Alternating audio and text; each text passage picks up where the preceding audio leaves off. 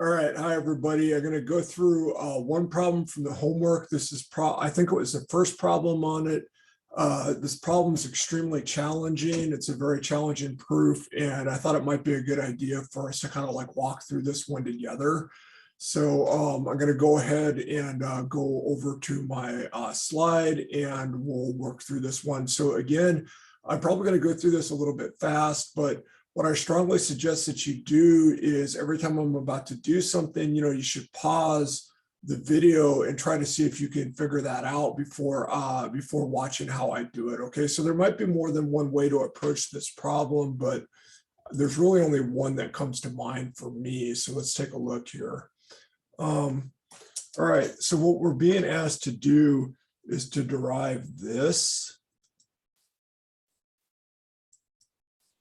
And it may strike you as a little bit funny if you think about what this means, that that's valid at all. And that kind of tells you something about the way that this system of logic is set up. But anyway, let's go ahead. So we don't have any premises to work with. This is a theorem. We have to derive it from nothing. We have to make some kind of assumption, right? Now, if it was a conditional, we would assume the antecedent, but our main operator here is a disjunction. So we have to assume the negation of what we're trying to prove. And we get something that looks quite complex here. Okay. So we're starting with that. And that looks pretty intimidating, right? But this is what we're trying to get. So we're trying to get a contradiction or a falsum sign, just like we always are, right? So we approach this by looking and seeing if there's, what is there available to get a contradiction with. So you look for something with a negation on it. There's only one thing that has a negation, and that's what's on line 1. I mean, that's the only thing we have at all. So we must be trying to get a negation with that. So we're back to trying to prove this. So you might be thinking, hey, that was what we were trying to get in the first place. Aren't we going in a circle? No, because we have line 1 now, so we have something we didn't have before. So this is a disjunction.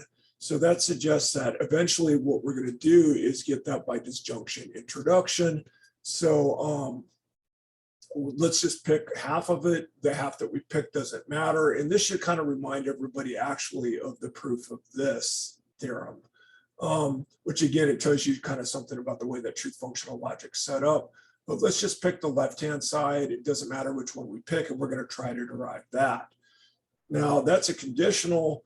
We all know exactly what to do when we're faced with a conditional. We assume the antecedent, and we are going to try to get the consequent. So we're going to assume A, and we're going to try to get B somehow. Now, looking at this, we're like, oh, we have to get B now.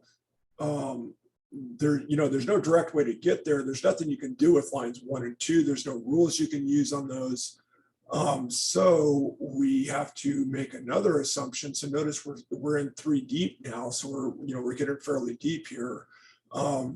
We need to assume not B and try to get falsum again. Now, once again, we need to look and say, what is there available for me to get a contradiction with? We need something with a negation on it. Well, we have line 3's got a negation on it, but we want to avoid using what you started with if you can. That's generally more difficult.